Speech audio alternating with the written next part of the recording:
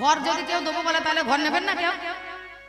ঘর নেবার জন্য বাবা কতবার দরখাস্ত হয়েছে, কতবার মেম্বার প্রধানের কাছে যাচ্ছে, আমরা ঘর কেন পেলাম না এখনো পর্যন্ত। হ্যাঁ, এই ঘরের জন্য বাবা কত ধানাই ফানাই করে বেড়ায়, কত ঝগড়াঝাটি হয়। আর ভোলানাথকে স্বয়ং দেবগণ এসে বলছে ঘর নাও, ভোলানাথ বলছে না আমার ঘরে দরকার নেই, আমি যেমন আছে তেমনি থাকবো। পার্বতী তখন বলছে তুমি ভিখারি মানুষ, তুমি যেমন আছে তেমনি থাকো, তোমার একটু খেয়াল করা দরকার আছে। আমি রাজার মেয়ে, তোমার মতো ভিখারিকে বিয়ে করে ওই এই জায়গাতে বাস করছি, তুমি এই জায়গায় পড়ে থাকো, দেবতা কোন ঘর করে দে, আমি সেইখানে গিয়ে আমি থাকবো, তোমার সঙ্গে থাকবো। রাগ করে বলল। এ মনে মনে চিন্তা করছে হ্যাঁ যদি দুর্গা পালিয়ে যায় তাহলে আমার কি হবে উপায়। বেশ ঠিক আছে, তোমরা আমাদের জন্য ঘর বানাও। বলে বেশ। বিশ্বকর্মাকে স্মরণ করলো, হে বিশ্বকর্মা ওই সমুদ্রে পুলিনে সোনা দিয়ে একটা পুরী নির্মাণ করো। বিশ্বকর্মা গিয়ে সোনা দিয়ে ওই লঙ্কাপুরী নির্মাণ করলো। হ্যাঁ, ওই লঙ্কাপুরীটা সোনা দিয়েই করা। যখন ঘর তৈরি করে আমাদের হিন্দু শাস্ত্র মতে ঘর তৈরি করার পরে সঙ্গে সঙ্গে গিয়ে আমরা ঘরে বস করি বাবা, তার জন্য পুজো দিতে হয়, প্রতিষ্ঠা করতে হয়, দুটো হরিনাম করাইতে হয়, দুটো একটু মানুষকে খাওয়াইতে হয়, বালক ভোজন করাইতে হয়, একটু সেবা দিতে হয়, তারপরে প্রতিষ্ঠা হয়, তারপরে ঘরে প্রবেশ করতে হয় আমাদের হিন্দু শাস্ত্র মতো অনুযায়ী। তখন ভোলানাথ বললো তাহলে আমার এই ঘরে তাকে প্রতিষ্ঠিত করতে হবে, পুজো দেবে কে? হ্যাঁ, তা বলছে একটা যজ্ঞ করতে হবে। ব্রহ্মা এসে বললো একটা যজ্ঞ করো। যজ্ঞটা করবে কে? ওই বিশ্বসভা মুনিকে স্মরণ করো। বিশ্বসভা মুনিকে আনয়ন করা হলো। বিশ্বসভা মুনি দেখে অবাক হয়ে গেল, আহা কত সুন্দর লঙ্কাপুরী, বাহ খুব সুন্দর, খুব একটা লোক জন্ম। মুনি যজ্ঞ করলো, পূজা দিল, এই পুরীটাকে নির্মাণ করা হয়ে গেছে, পূজা দেওয়া হয়ে গেছে, এইবার কিন্তু প্রতিষ্ঠিত হয়ে গেল। এইবার যজ্ঞ করার পরে ভোলানাথ এবং পার্বতী বলছে মুনিবর আপনি এত সুন্দর যজ্ঞ করে আমাদের ঘরটাকে পুরীটাকে পূর্ণভূমি করে তুললেন, তাহলে আপনি কি বর চান বলুন, আপনি কি বর চান? বিশ্বসভা মুনি তখন বললো বর যদি আমাকে দিতে হয় তাহলে সোনার লঙ্কাটাকে আমাকে দিতে হবে, এইটাই হবে আমার বর। বলে তথাস্তু, তাই হবে, তাই হোক। তাহলে যার জন্য ঘর তৈরি করা তার তো আর হইল না বাবা, সে মুনিবরেরই হয়ে গেল। যা ছিল ভোলানাথ আর পার্বতী তাই হয়ে গেল। হরিবল হরিবল। বলে তথাস্তু, তাই হলো। এই সোনার লঙ্কাপুরী তোমাকে দেওয়া হলো, সেই সোনার লঙ্কাপুরী কার? বিশ্বসভা মুনিবরের হয়ে গেল, তার লেখা হয়ে গেল। এবার বিশ্বসভা মুনি এবার চিন্তা করলো যে আমি এত সুন্দর সোনার লঙ্কাপুরী নিয়ে আমি করবো কি? আমি তো লোভে পড়ে চেয়ে বসলাম বর হিসাবে, ভোলানাথ সেই বর আমাকে দিয়ে দিল, আমি এই সোনার লঙ্কা নিয়ে আমি কি করবো? তখন পুনরায় তিনি তুলে দিল কার হাতে? কুবেরের হাতে। পুনরায় সেই কুবেরের কাছ থেকে ছিনিয়ে নিয়েছিল এই রাবণ রাজা, যুদ্ধ করে ছিনিয়ে তাকে বন্দী করে রেখে দিয়ে তুমি সোনার রাজ্যে দরবারে রাজা হয়ে আজ তুমি বলছো আমার ঘর। খবরদার তুমি বলছো এ ধন তোমার নয়, পরের নিয়ে পদ্মাগিরিকে বলা হয়। ওই ধান্দাবাজ আমার কাছে করো না হে রাবণ। তাই তোমাকে বলে যাই, যা বলেছো বেশ বলেছো, তোমার ভাবই গেল না। এটা তাল বোঝে না মাথা না রে, তাল বোঝে না মাথা না রে। আর না বুঝে কথা বললে ওই রকমই অবস্থা হয় হে রাবণ। এই যে তাল বোঝে না মাথা না রে, এই যে মস্ত বড় তাল কানা, এই যে মস্ত বড় তাল কানা রে, মস্ত বড় তাল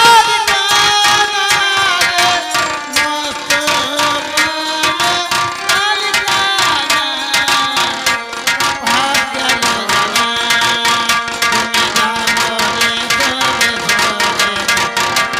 মস্ত ভাব দেখুন, ভাব দেখুন, গান পরে শুনবেন। যা বলেছ বেশ বলেছ, ভাব গেল জানা। তুমি যা বলেছ বেশ বলেছ, ভাব গেল জানা। তুমি যা বলেছ বেশ আরে বাড়িয়ে বাজাতে পারলেই বেঁচে যায়। এই চিন্তা করছে আমি যেন বাজিয়ে দিয়ে মলিশ কাছে যাবো। আস্তে আস্তে বাজাও, বাড়ায়ও না। তুমি যত তাড়াবে তত আমাকে ধরতে হবে। তুমি বেশি বেশি করে বাজাবে, বেশি বেশি আমার মাজা নড়বে। আর তুমি লুক লুক করে বাজাবে, টুকটুক করে আমার মাজা নড়বে, দুদিন মাজা লাস্টিং করবে নাকি গো? কথাই বলে মাজা যতদিন সংসারে নাচের মজা আছে ততদিন মাজা যার আছে মজা তার আছে, মাজা যার নাই হরি বল তার কোনো মজা নাই। তাহলে মাজাকে বাজাতে গেলে কি করতে হবে? আমাদের সাধন তন্ত্রে যেতে হবে, আমাদের ভজন তন্ত্রে যেতে হবে। ভ বর্গীজ ভজন, ভ কারে ভক্তি ভরে বর্গীজ জননেন্দ্রিয় নিত্য, ভক্তি ভরে জননেন্দ্রিয় স্থানে নিত্য করে যদি উত্তীর্ণ লাভ করতে পারে, ইহার নাম হলো ভজন। অর্থাৎ একটা উৎকৃষ্ট জিনিসকে সম্মুখে রেখেও চিত্ত বিকার রোধের নাম হলো ভজন। একটা ভালো জিনিস, একটা লোভনীয় জিনিস, সেই লোভনীয় জিনিসকে সামনে রেখে আমাদের চিত্তের যেন কোনো বিকার না হয়, তবে হবে ভজন। আর তা যদি না হয় তবে হবে ভোজন, ভজনের পরিবর্তে। হ্যাঁ, তাহলে সেই সাধন, সেই ভজন, সেই তন্ত্র মন্ত্র দীক্ষা আমাদের ইহ জগতের মাঝখানে অনেকেই মানুষকে বাঁচানোর জন্য মানুষ বসে আছে। আমার সামনে একজন বসে আছে বাবা অসীম চট্টরাজ, আমার এই কাকা বাবু। তার কাছে আমার অনেক অনেক অনেক জিনিস পাওয়া, অনেক জিনিস তার কাছে আমি পেয়েছি। আপনাদের কাছে নিবেদন, ওই জামনার অসীম চট্টরাজ কাকা বাবুর কাছে অবশ্যই যদি আপনারা যোগাযোগ করেন তাহলে তিনি পারেন সেই মরা বাঁচার হাত থেকে, মরণের হাত থেকে বাঁচাতে। বিন্দু পাতনং মরণ, বিন্দু ধারণ জীবন। বিন্দু ধরে রাখা নাম হচ্ছে জীবন, পতন হয়ে যাওয়ার নাম হচ্ছে মরণ। সেই পতনের হাত থেকে রক্ষা করতে পারে তেনারাই। তাই সেই সাধু সঙ্গ, সেই গুরুদেবের সঙ্গ যদি সঙ্গ লাভ করা যায়, নিতাই গৌর হরিবল বলে আমরা সমস্ত রাস্তা থেকে আমরা উদ্ধার করতে পারি। হরিবল হরিবল। সেই কারণে তোমাক বলে যাই,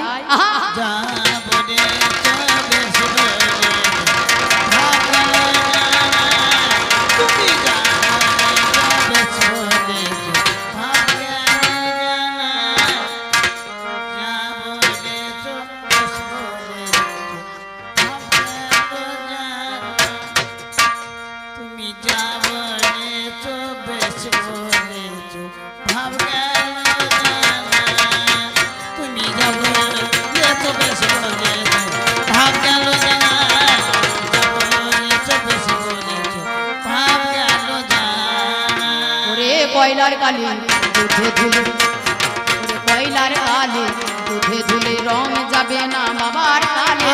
কয়লার কালি দুধে ধুলে রং যাবে না বাবার কালে। ওরে ছুচুর গায়ে আতর দিলে, ছুচুর গায়ে আতর দিলে, ওরে ছুচুর গায়ে সেই ছড়ালে তার গন্ধ কোনো দিন যাবে না। ওরে গন্ধ কোনো দিন যাবে না, গন্ধ কোনো দিন যাবে না,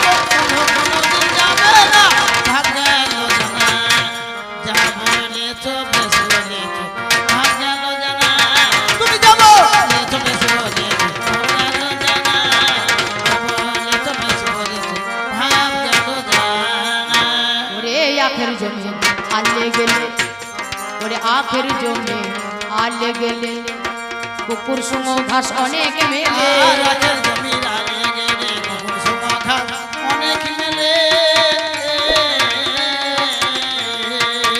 আখের জমিতে শুধু আখ থাকে না, কিছু ঘাস থাকে। ধানের জমিতে শুধু ধান থাকে না, ঘাসও থাকে। তার জন্য কীটনাশক প্রয়োগ করতে হয়, তবে সেই ঘাস মারা যায়। আর ধর্মরূপা ধর্মরূপা সেই ধান বেঁচে যায়। তেমনি জমির মধ্যে আখ থাকে, আখের জমিতে ঘাস থাকে, আগাছা ঘাস। তবে সে কোন ঘাস থাকে? কুকুর সুম ঘাস থাকে। আখের জমিতে কুকুর সুম ঘাস মনে মনে চিন্তা করে আমি আখের মতো লম্বা হব, 1 বছর পরে আখকে নিয়ে যাবে ঘরে, তাকে রস বার করে তাকে গুড় তৈরি করবে, আমার দ্বারা তো হবে। আরে তাই কোনোদিনও হয়? আখের রস আর কুকুর সুম রস কোনোদিন এক হতে পারে না। তোমার হচ্ছে সেই রকম ভাব, তুমি হচ্ছে আখের জমিতে কুকুর সুম মাত্র, আর আমি হলাম সেই আখ যার বিন্দু রসে জগৎ ভাসে, যার এক বিন্দু রসে বিশ্ব জগৎ বসে।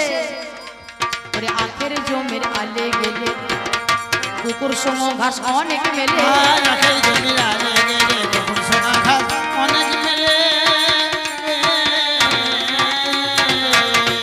ওরে রস কেলে করাইয়া দিলে রসকেলে করাইয়া দিলে রস কেলে করাইয়া দিলে ওরে জাল দিয়ে গুড় হবে না আরে জলদি লেগুর হবে না গো জলদি লেগুর হবে না গো জলদি লেগুর হবে না ভাবে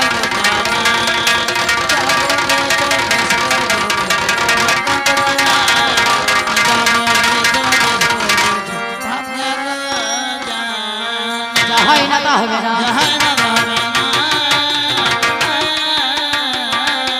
যা হয় না তা হবে না তুমি করিলে যাহাই আলোচনা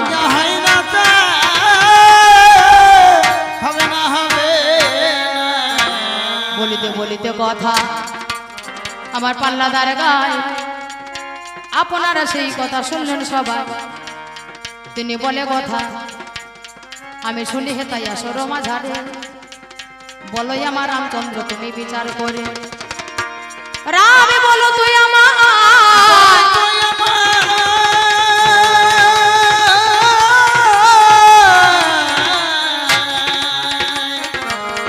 বলো তো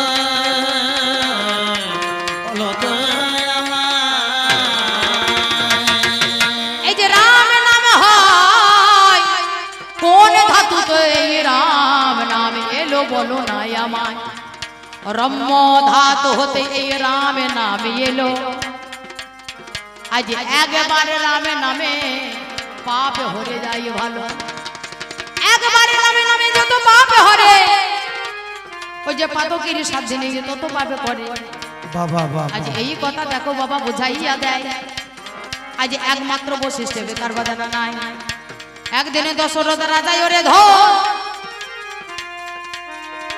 আজ গিয়েছিল মেঘয়াতে মনের মতন এই মেঘয়া করতে গিয়ে দেখিবারে পাই অদূর হতে দেখো বাবা শব্দ শোনা যায় মনে হচ্ছে হরিণে যেন জল পান করছে সপ্তবেদী নামে বারে সেথাই মেরে দিল সিন্ধু মনের বুক খেতে দে ওই বানে লাগিল কলসি ভাগ ভাগ করে জল নিচ্ছে আর সেই শব্দকে অনুসরণ করে বান মেরেছে ওই বান লেগেছে কোথায় ওরে সিন্ধু মনের বুকে লেগেছে ওরে সিন্ধু মনের বুকে লেগেছে শব্দ ওই না বুকে হয় শব্দ বুকেই হয় সদা সর্বদাই হচ্ছে শব্দ সহং সহং সহং সহং দিন রাত 24 ঘন্টায় 21,600 বার 21,600 বার এই শব্দ উচ্চারণ হয় আরে বুকের মাঝে রে ওই বান লেগে যায়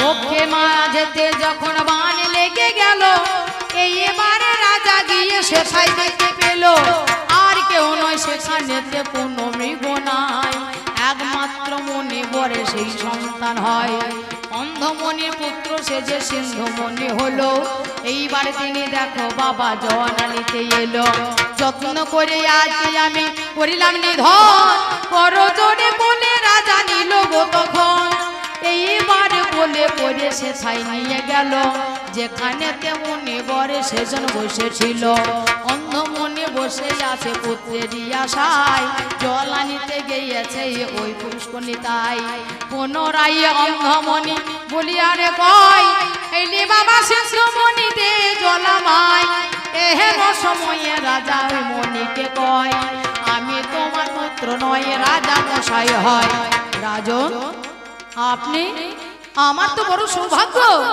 রাজা এসেছে আমাদের এই কুটির পারে বলুন রাজা মশাই আপনার কি মনের অভিপ্রায় আমি তোমার কাছে কিছু চাইতে আসিনি আমি তোমাকে ফেরত দিতে এসেছি তোমার মৃত পুত্রকে মৃত পুত্র বলে হ্যাঁ আমি তোমার পুত্রকে হত্যা করে ফেলেছি কিন্তু অবশ্যই আমি তা জানতাম না যে সেটা তোমার পুত্র।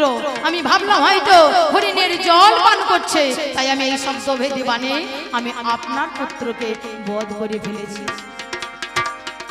রাজন, তুমি জানো যে আমার পুত্র, আমি অন্ধ, আমার অন্ধের জ্যোষ্ঠী আমার পুত্র, সে আমার সেবা করে। আমার সেবা করার মতো আর কেউ রইল না।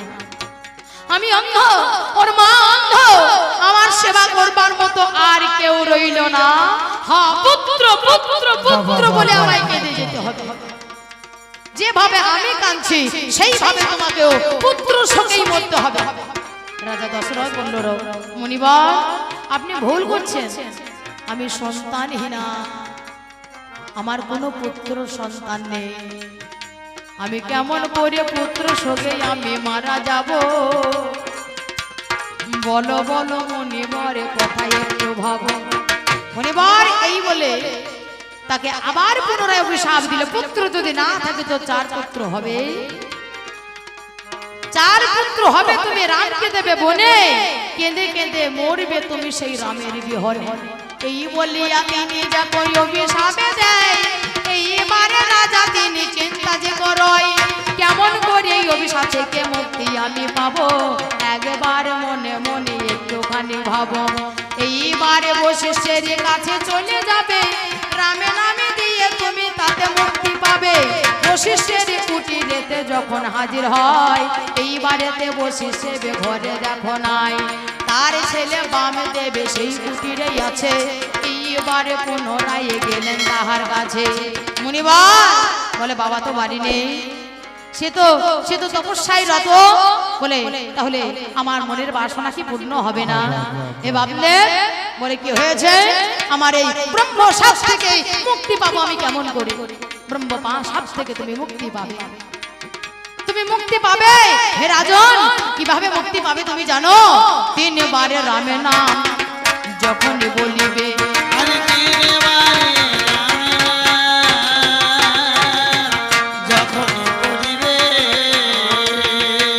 ওরে 3 বার রামের নাম যখনই বলিবে,